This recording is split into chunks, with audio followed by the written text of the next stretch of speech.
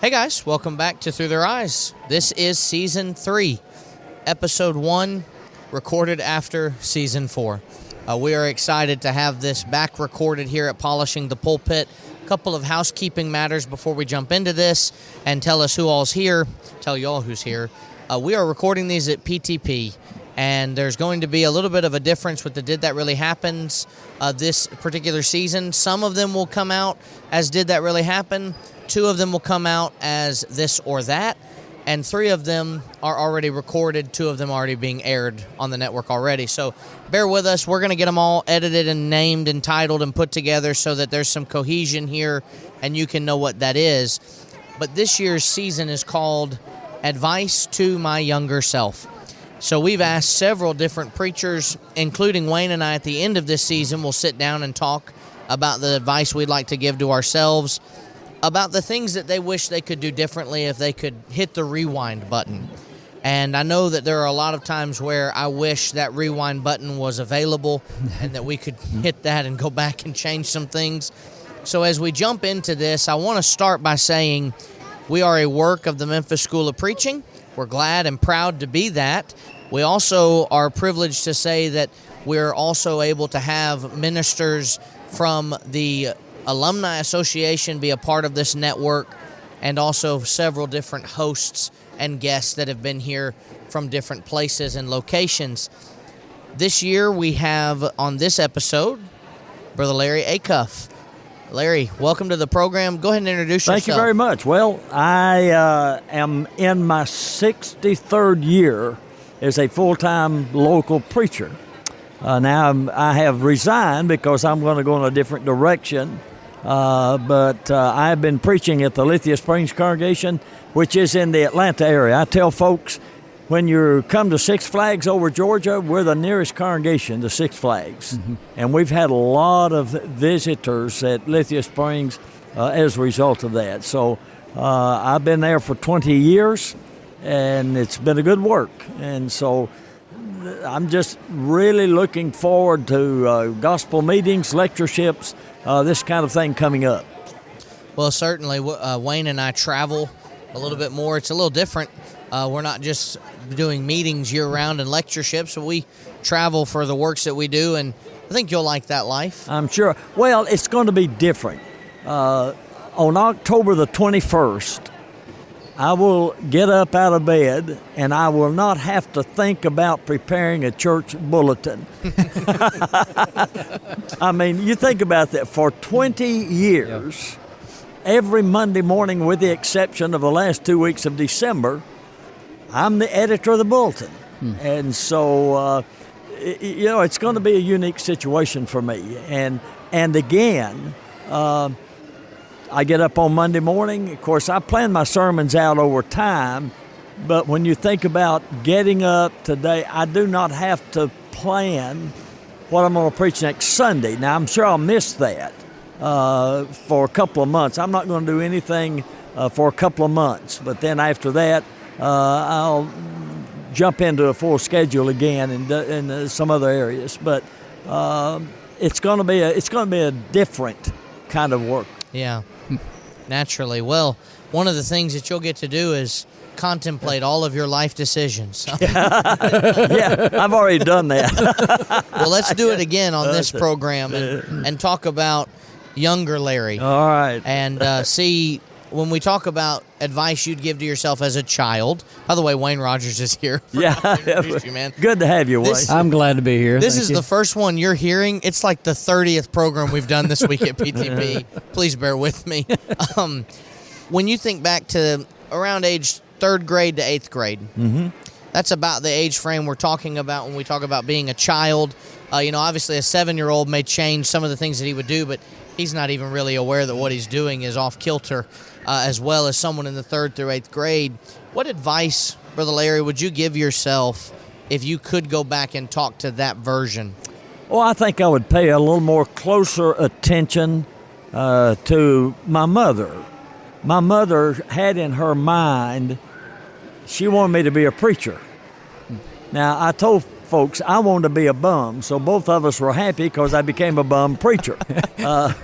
But I look back and I began to think about those days. I attended what then was called Chattanooga Bible School, only 1 year, and I was in the 8th grade. But I had contact with preachers.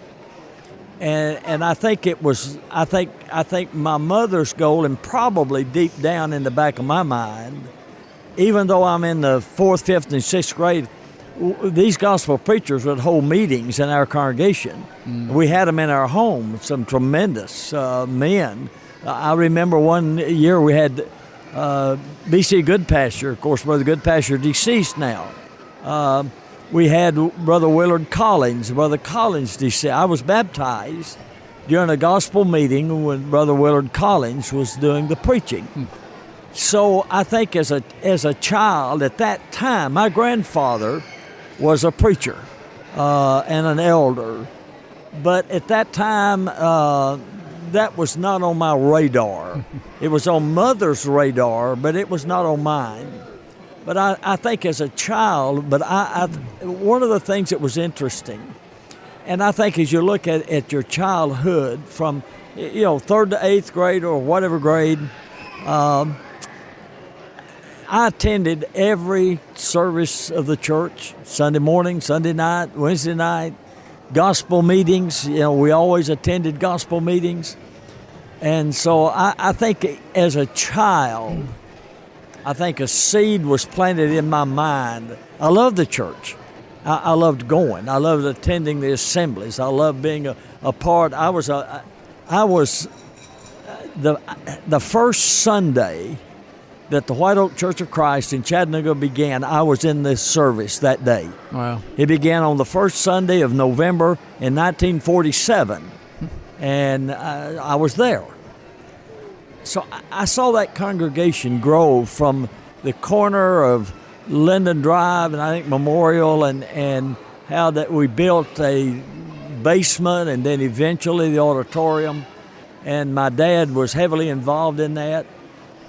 So I think really, Michael, from my youth, even though I was not going to be a preacher, that was not my goal, I think that was implanted in my mind. I love how y'all haven't heard this yet, but we've done plenty of these now. That's like the 3rd or 4th one this season where someone has said, my plan was not to be a preacher. No.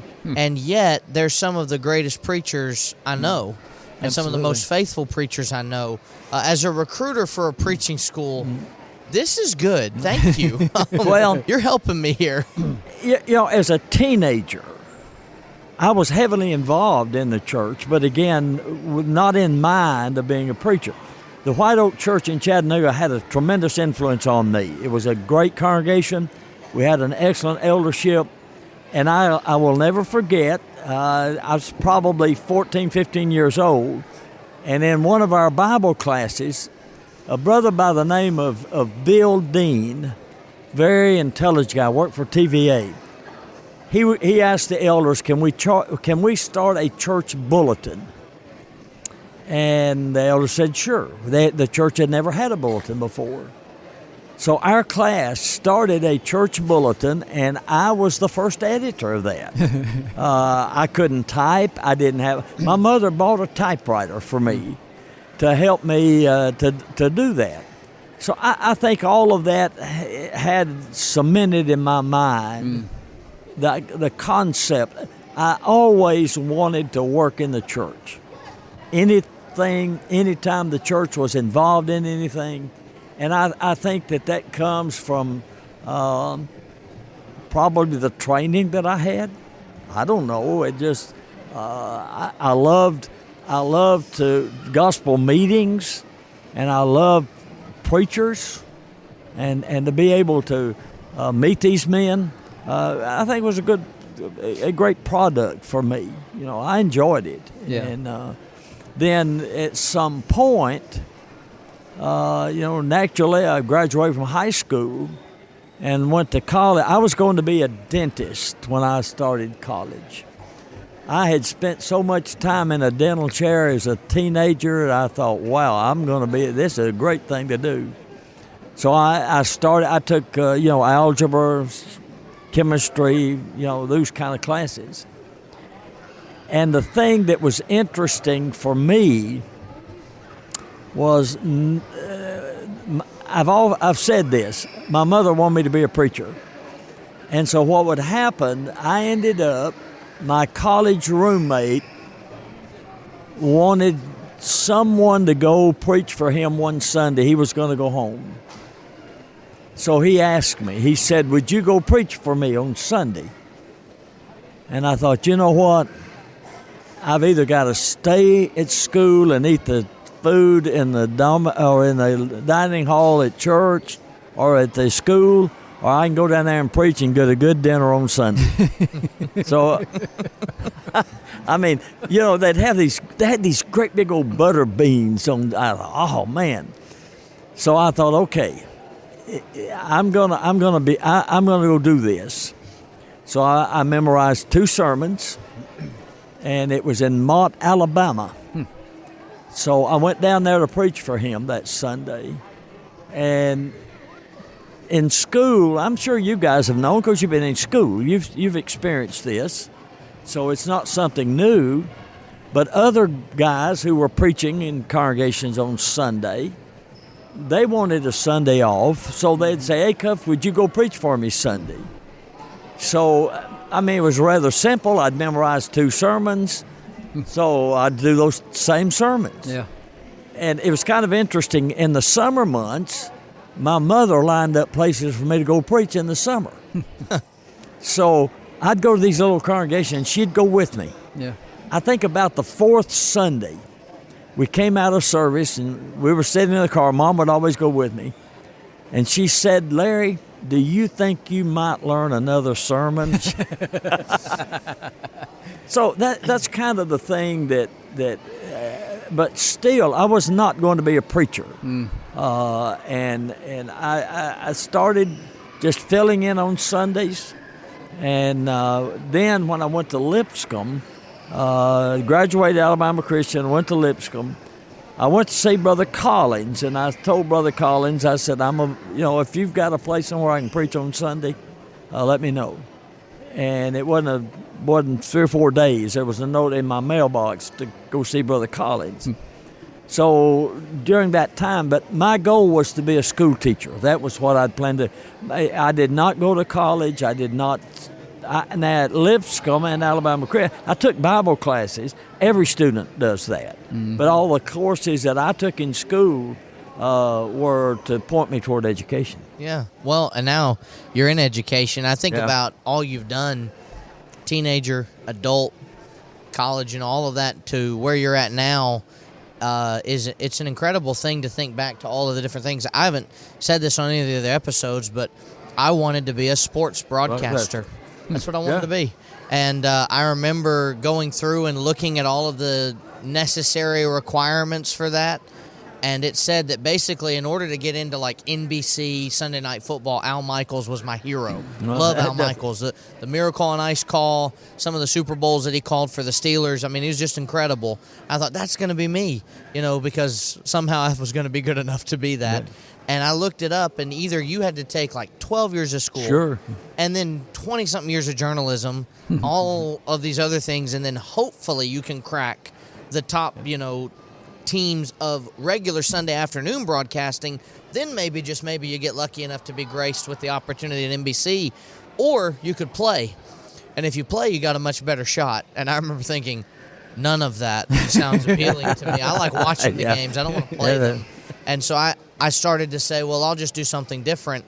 And every time something would happen, I found myself caught back up, and preaching kept calling. And so, Wayne, as we're kind of bringing this to a close here, you've got a question about preaching that you want to throw his way. Yeah, and I think so you said 63 years of preaching. Still couldn't get rid of that bulletin. I know. Still couldn't. That's correct, yeah. 63 years of preaching, which is quite a feat. And so you have blessed the kingdom Well, I hope it's been through the a preaching source of the of gospel. encouragement to folks. Yeah, well, you have encouraged me. I know that, and I know the Lithia Springs congregation helped support me to go to school years ago, and so certainly grateful for that. When I think of preaching, though, I know looking back in almost 30 years of preaching, I know that there are things I wish I could have said to young Wayne preaching that he needed to hear desperately. So what would you say to a young Larry when he was preaching? Let me tell you the thing that made a big difference in my life. There was a brother by the name of Charles Hodge. I had resigned as a preacher. I was not going to be a preacher. I was going to teach school. And the elders asked me to stay, not to announce it until after our meeting. I got to turn this thing off, that's fine. brother. They had asked me not to announce it till after our meeting. So I had a job teaching school in Tennessee. I was living in Michigan. So I was going to announce to the congregation that I was resigning. I was going back to school. I was not going to be a preacher, a full-time local preacher. Charles Hodge came to hold a meeting at Allen Park, Michigan. That's where I was preaching. We had about 300 members. I'm going to tell you, in 3 days, he changed my life completely. And here's the key. Reading. He read a book a day. By the end of the days that he was there, I had gone to the bookstore. Now you got to remember, this was back in the early 70s. Books were $5 a piece. I bought $200 worth of books. I started getting up at 5 o'clock every day, and I would read. And I think in looking at if I'm going as a boy, plan to preach, reading the Bible, and then reading material that will help me to better present the Bible, it made a big difference for me. It made a big difference. Well, we're so thankful that it did, because I can't imagine what my relationship to the kingdom would be without Larry Acuff being involved in it. You're very kind. And I'm thankful for that. I know my GBN days had a lot of Larry Acuff on my editing bay and a lot of opportunities to edit what you've done and works and things of that nature. And I'm so grateful you've done that. I'm looking forward to this next stage. And we look forward to having you at some point, come back and be on Through Their Eyes. Sure. Did that really happen? As far as we're concerned, that's a wrap on Season 3, Episode 1. Don't forget, this upcoming Thursday, we're going to test a brand new show called This or That, and we're excited to give it a platform. Mark Garner and Bradley Smith were on with me, and Mark Garner is a character. Bradley Smith, as you know, is a character, and so that should be a fun time. And then we'll have the opportunity to be back next week with a whole new episode of Through Their Eyes. And then Did That Really Happen? We'll resume at that time. Until then, take care and God bless.